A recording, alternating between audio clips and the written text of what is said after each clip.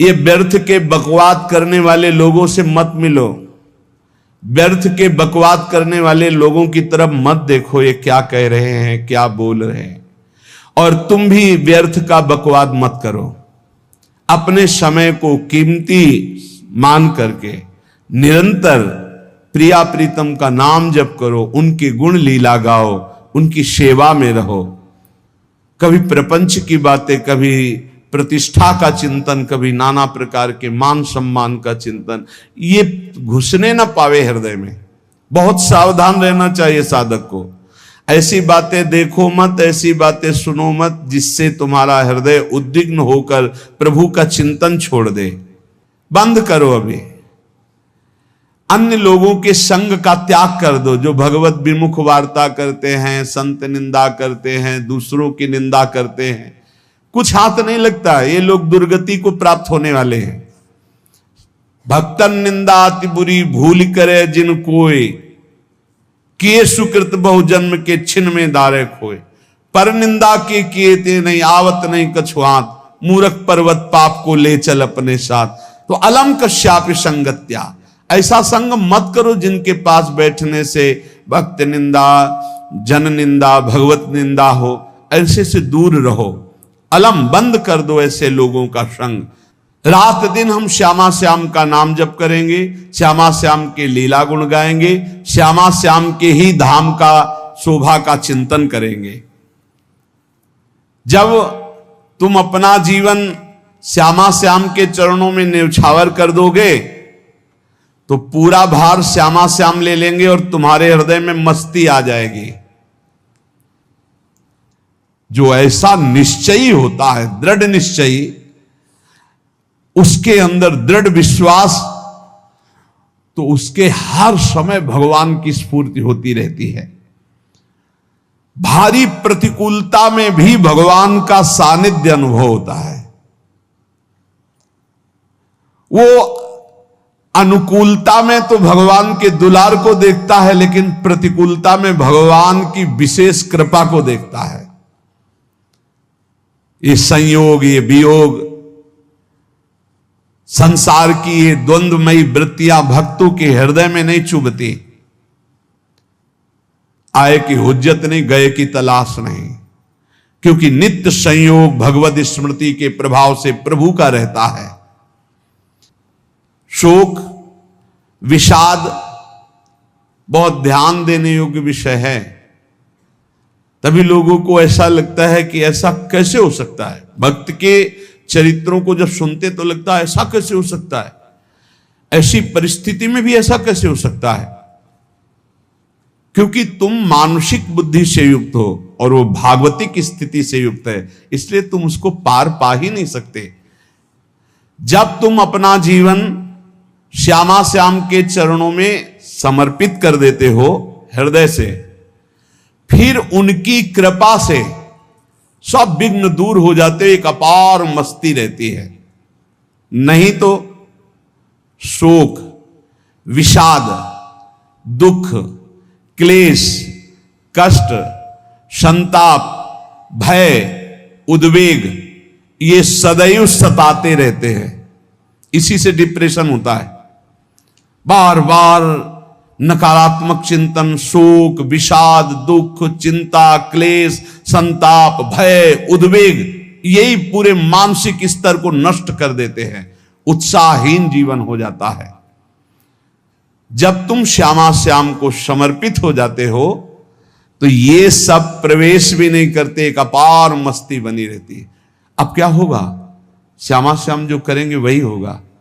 श्यामा श्याम पता नहीं कैसा करें, नहीं, वो सदैव मंगल भवन है, वो जो करते महामंगल होता है। यह निश्चय उपासक के हृदय में आ जाना चाहिए। इसलिए अपना सारा मन, सारी बुद्धि, सारा जीवन, प्रत्येक श्वास प्रभु को अर्पण कर दो, फिर देखो तुम निहाल हो जाओगे। दुख, शोक, विषाद, क्लेश, कष्ट, संताप, भय, उद्वेग, ये उसी को व्यापते हैं जिसने अपने जीवन को प्रभु के चरणों में अर्पित नहीं किया।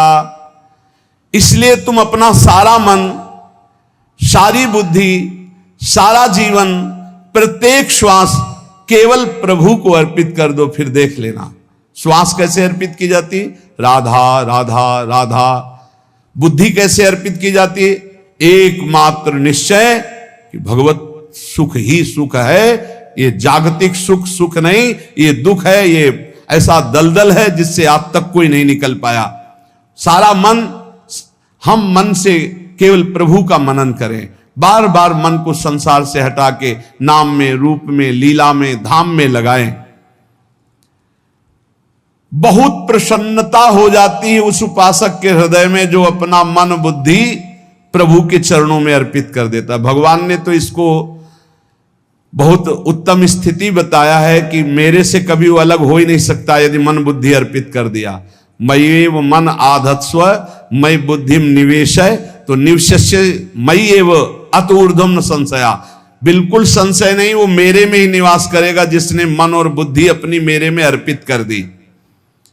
बहुत प्रसन्नता रहेगी उस उपासक के जीवन में जो अपने आप को मन बुद्धि सहित प्रभु के चरणों में समर्पित कर दिया है। भगवान का आश्रय लेने वाले की पहचान है हर परिस्थिति में प्रसन्न रहना। देखो आप भगवद आश्रित हो कि नहीं, देखो अनुकूल परिस्थिति में तो सब प्रसन्न रहना, लेकिन प्रतिकूल परिस्थिति में प्रसन्न रहना ये भगवान के भक्तों का लक्षण है। हर परिस्थिति में प्रसन्न रहना ये भगवान के भक्तों का लक्षण है। आनंदगन भगवान का आश्रय मिलते ही आनंद छा जाता है हृदय में। उनके पास आनंद का अभाव होता ही नहीं है। जैसे सूर्य का प्रकाश उदय होते ही सूर्य का प्रकाश संपूर्ण अंधकार को नष्ट कर देता है, ऐसे ही भगवान का संपूर्ण आश्रय लेते ही सब दुख चिंता शोक नष्ट हो जाते, आनंद ही आनंद। तुम भगवान के मंगलमय रूप को नहीं जानते हो, पर उनके मंगलमय भाव को, विधान को मानना शुरू कर दो। जो भी होता है मंगलमय होता है। हमने जीवन में देखा है, अगर इधर कोई बहुत बड़ा सुख दिया तो देर नहीं लगेगी, 24 घंटे नहीं व्यतीत होंगे और ऐसे दुख दे देंगे, जिससे दोनों का समान भाव रख करके ना दुख में तुम भूलो प्रभु को, ना सुख में फूलो, सीधे भगवत मार्ग में चल। पूरे जीवन की बात देखा है। भगवान के मंगल विधान में सदा सर्वदा सुख ही सुख है, इस बात को मान के प्रसन्न हो जाओ।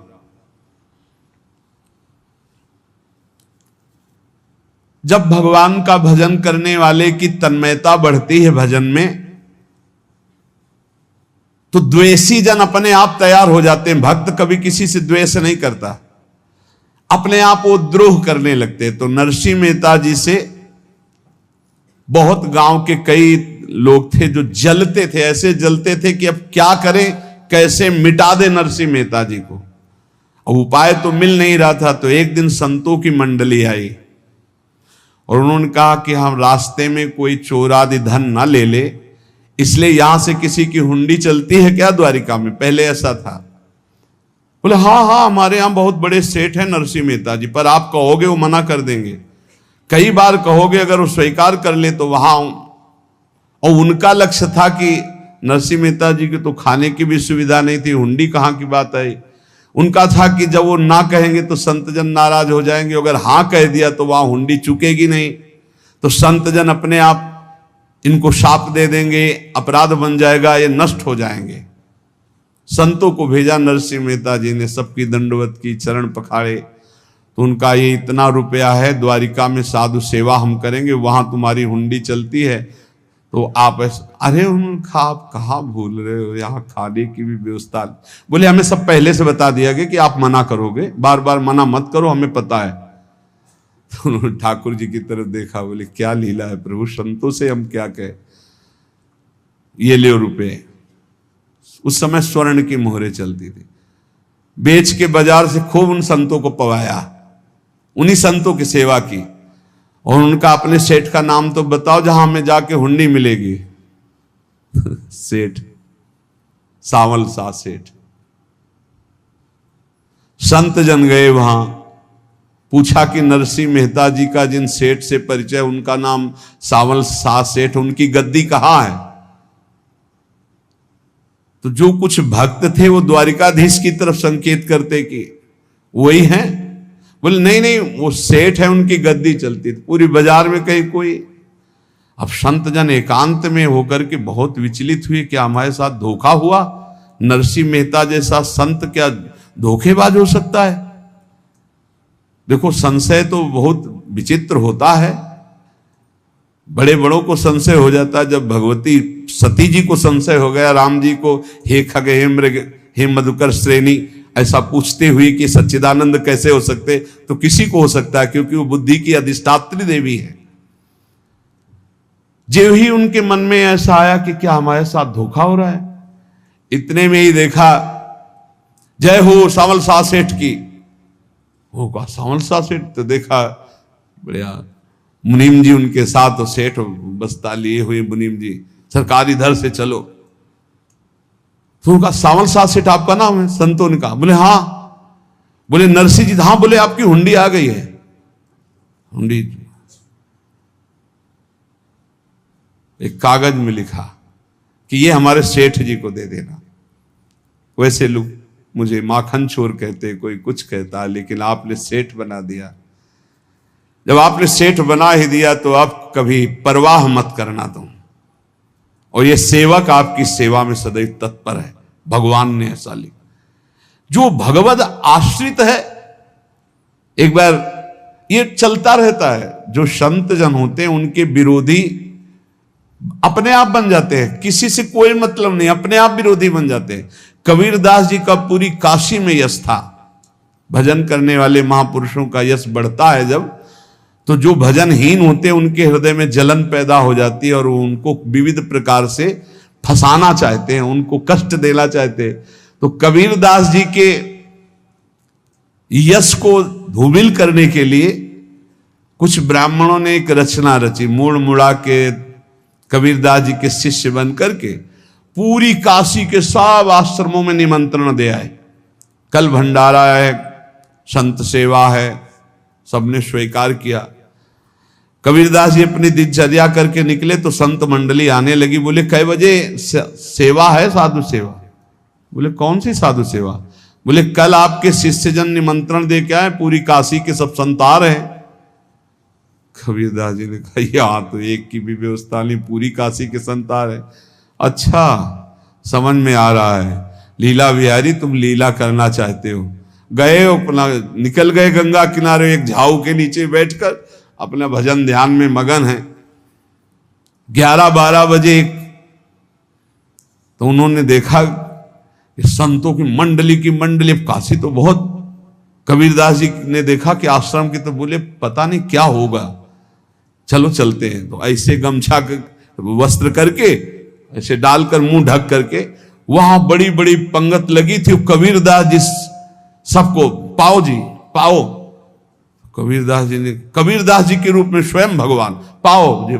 कबीरदास जी ने कहा अच्छा, जब स्वामी परस रहे तो हम भी बैठ के पा ले। तो जब उसी पंगत में बैठ गए अपना कपड़ा ढक करके, और जब मोहरे की दक्षिणा दे रहे थे सब लोग कि वाह कबीरदास जी ने आज तो साधु से, सबको जब कबीरदास जी के सामने आए तो ऐसे मुंह ढके। बोले देखो, जो मेरा होता है उसे मुंह छुपाना नहीं पड़ता, मुंह ढकना नहीं पड़ता। लो दक्षिणा, तुम भी दक्षिणा लो। कबीरदास जी को कबीरदास जी दक्षिणा दे रहे, वो कबीरदास जी है भगवान, और ये पाले वाले कबीरदास जी है भगवान के जन। कभी भगवान अपने, अरे जमाने जोर लगा ले, कितना जोर लगाएगा, भक्त और भगवान का झंडा कभी न झुकने पाएगा। बिल्कुल चिंता, शोक, भय, उद्वेग रहित जीवन भगवद आश्रित। तुम भगवान के मंगल विधान में सदा सर्वदा प्रसन्न रहो। अब ये विचार कर लो कि भगवान जो करेंगे तुम्हारा मंगल करेंगे। अब थोड़ा ऐसा बीच में लगता है कि अमंगल हो रहा है क्या, लेकिन पक्का समझो बहुत बड़ा मंगल उनका विधान होता है। बहुत ही उत्तम मंगल होता है भगवान के शरणागत का। भगवान हमारे विचारों वाले नहीं हैं, हमारे विचार प्राकृतिक है, भगवान के विचार चिदानंदमय हैं। वो अपने विचार से हमारा मंगल करते हो, हम अपने विचार से मंगल चाहते हैं। भगवान के विचार से मंगल ही हमारा होगा, इसलिए कभी हमको चिंता शोक भय नहीं करना चाहिए। भगवान की ओर से कभी तुम्हारे लिए ऐसा विधान नहीं होगा कि तुम दुखी हो जाओ, बस तुम्हारी सोच हो सकती है, उसका परिणाम बहुत मंगल होगा। जगत की ओर से निराश हो जाओ, किसी से आशा मत रखो, फिर आप देखो आपका जीवन कैसा आनंद में व्यतीत होता है।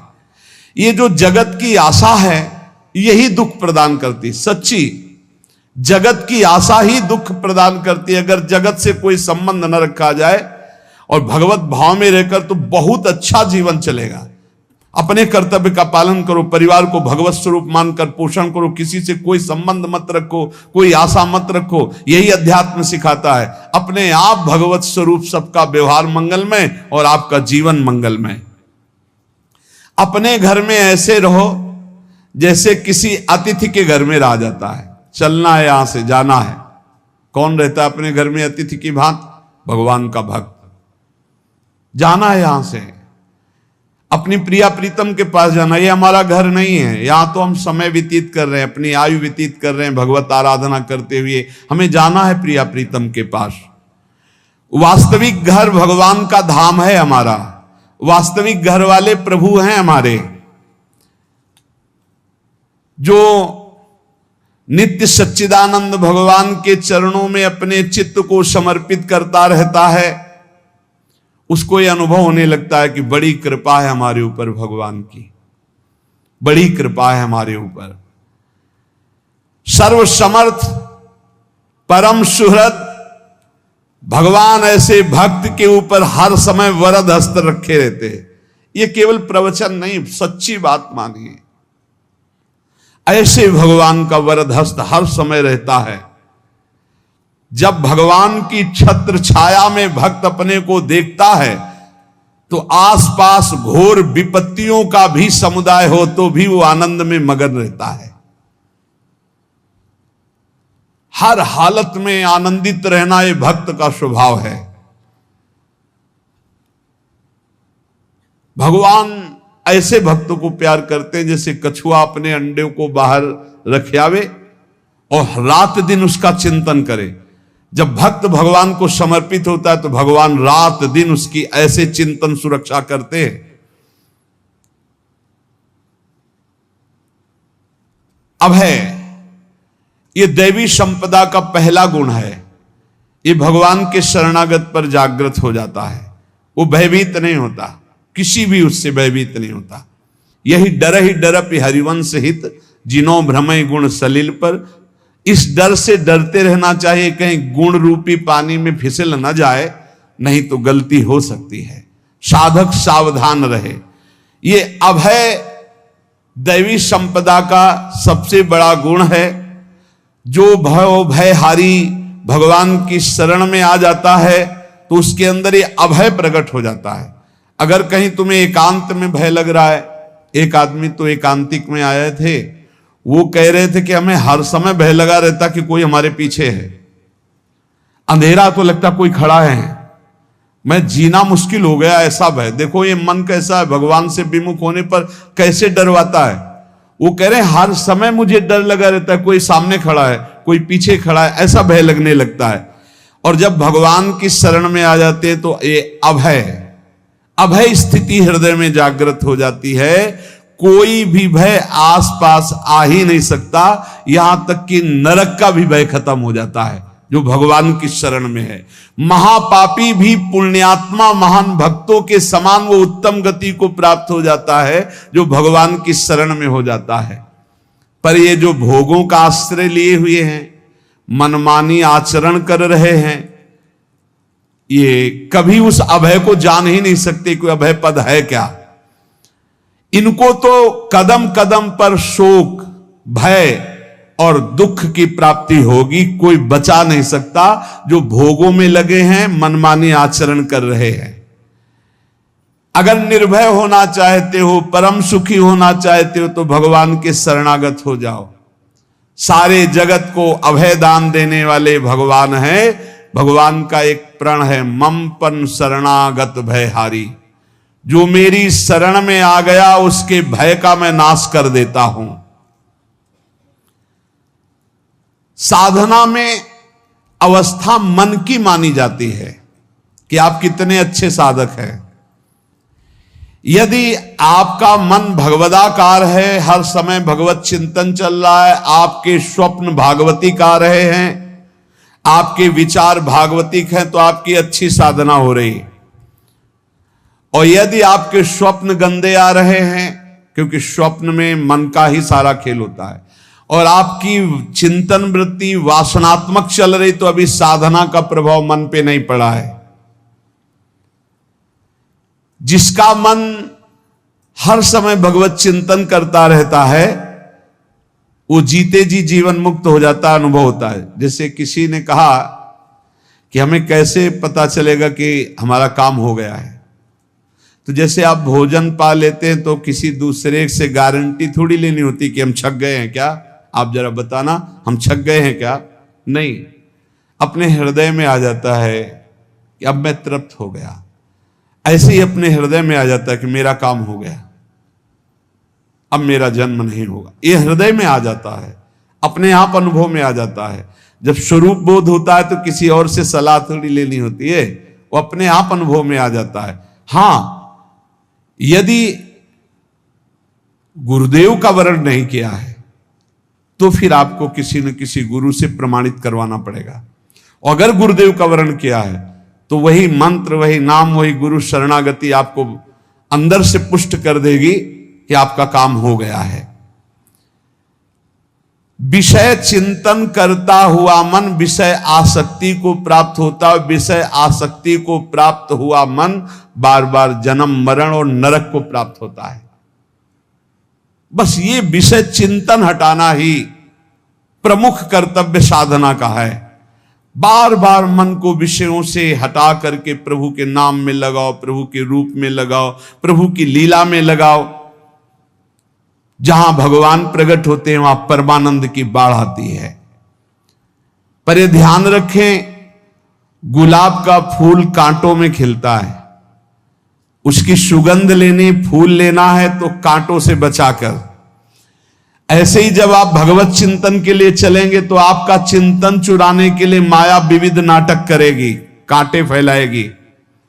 कोई तुम्हारी निंदा करेगा, कोई अपमान करेगा, कोई उपहास करेगा, तुम्हारी अव्यवस्था हो सकती है, तुम्हारी परिस्थिति बहुत भयावह हो सकती है। इन परिस्थितियों में भी भगवत चिंतन का तार ना टूटने पावे तो आगे गुलाब का फूल है।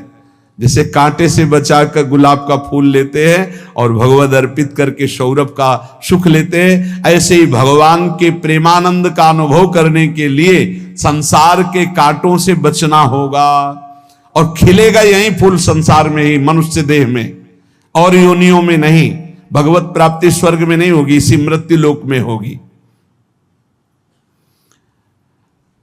पहले मन नहीं लगता भगवत चिंतन में। भगवत चिंतन जबरदस्ती करना पड़ता है।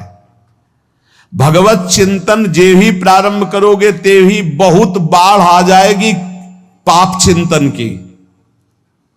ध्यान दीजिए, बहुत लोग प्रश्न करते रहते हैं कि हम जब भजन में बैठते हैं तो बहुत गंदी बातें आती, मन बड़ा चंचल होता है, भाग जाता है। ऐसा प्रारंभ में जब कोई भगवत चिंतन प्रारंभ करता है तो उसका मन विषयों में भागता है, गंदी बातों में भागता है।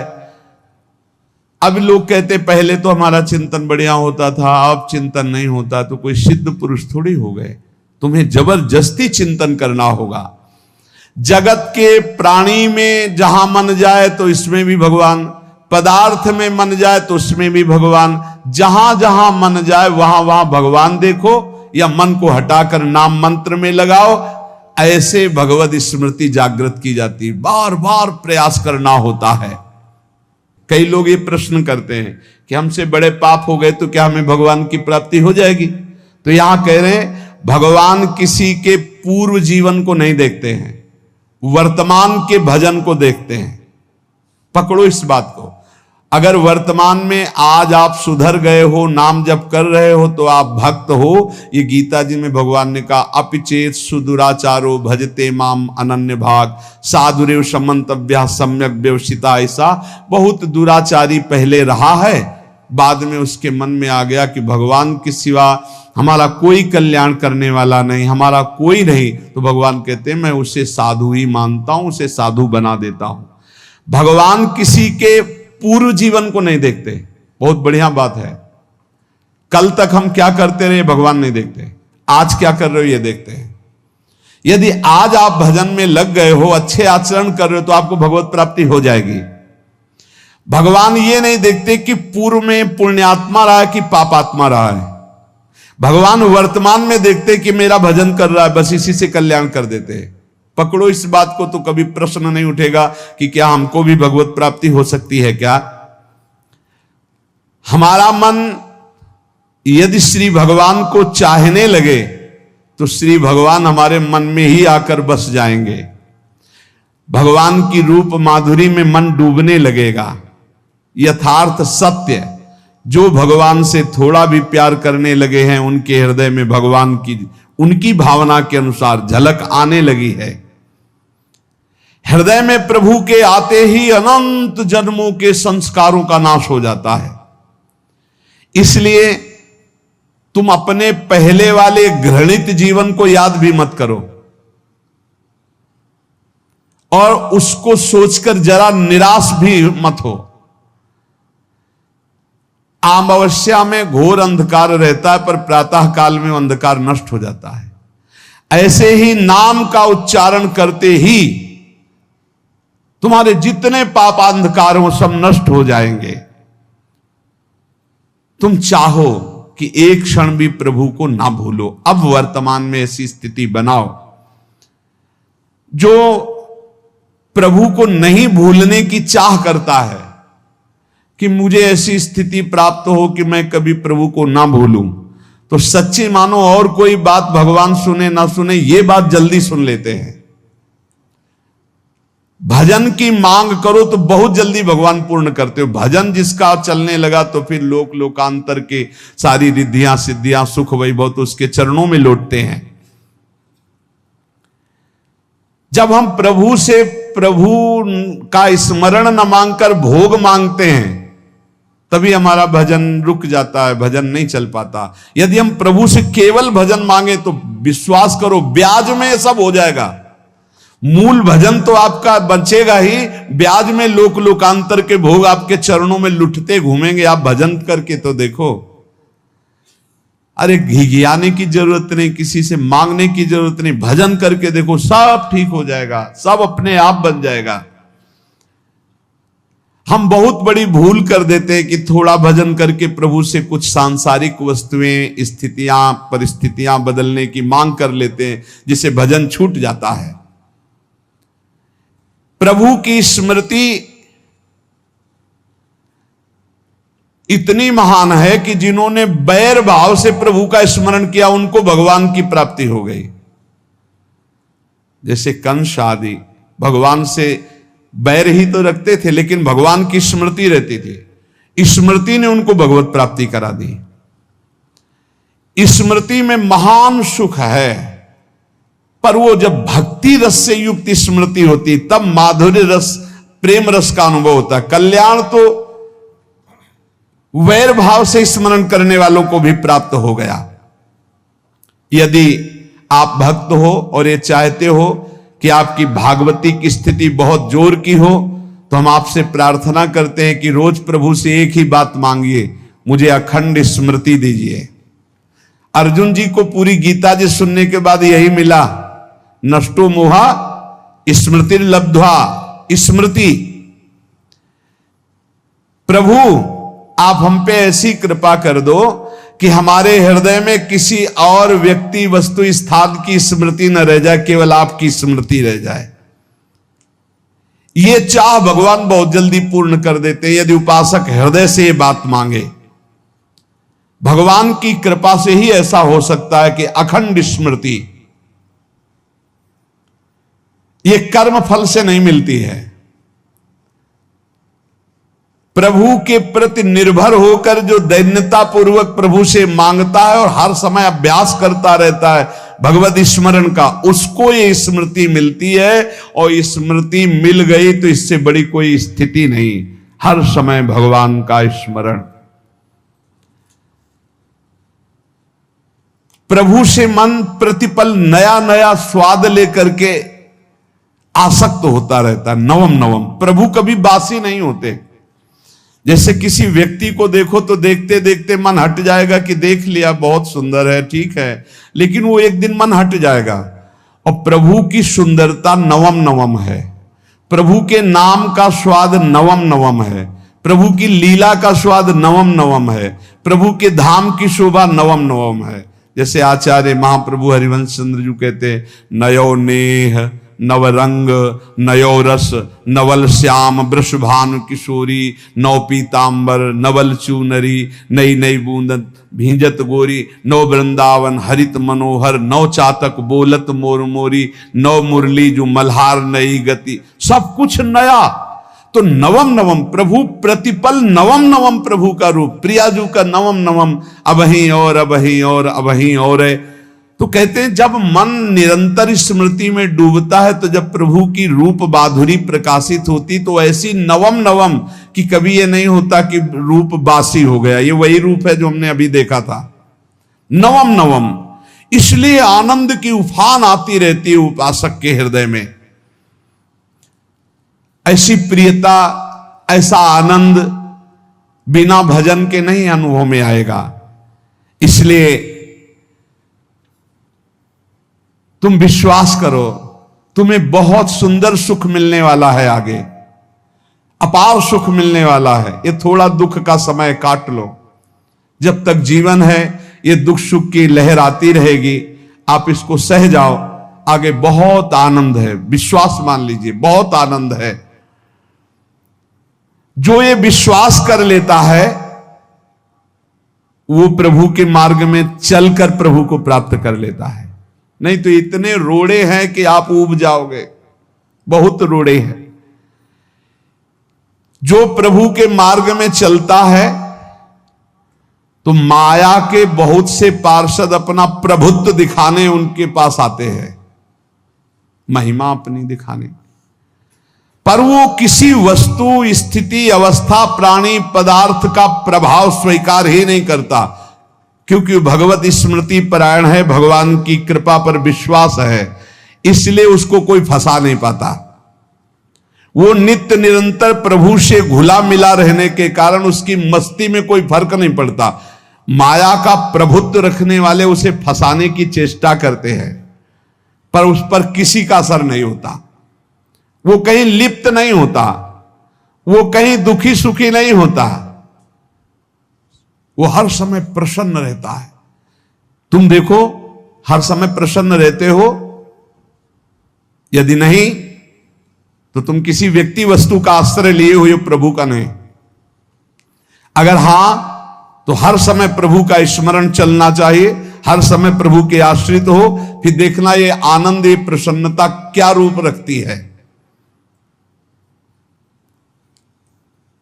बड़े बड़े मस्त संतों को देखा, मस्त एकदम ऐसे उन्माद में मस्त। हे, उस सुख के लिए ललचाओ, कब तक जन्मते मरते रहोगे, कब तक बार बार दुख भोगते रहोगे, कब? बड़ा प्रपंच है ये। भगवान का स्मरण परम पुण्यात्मा पुरुष का हृदय माना जाता है। बहुत पवित्र हृदय, बड़ा पुण्यात्मा हृदय जिसमें भगवान का स्मरण। भगवान का विस्मरण पापात्मा पुरुष, भयानक विपत्ति दुर्भाग्य आते हो। सुदृढ़ निश्चय करो, अब हम भगवान के स्मरण में अपना समय व्यतीत करेंगे। मेहनत करो, कार्य करने के लिए कोई मना नहीं।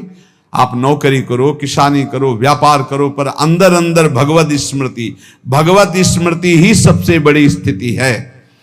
अब चाहे हम जीवित रहें, चाहे हमारे मरण जैसी विपत्ति आ जाए, चाहे सब हमसे हट जाए, चाहे सब हमको नमन करें, अब हम दृढ़ निश्चय करके केवल भगवान के स्मरण करते हुए इस संसार के बीच समय व्यतीत करेंगे।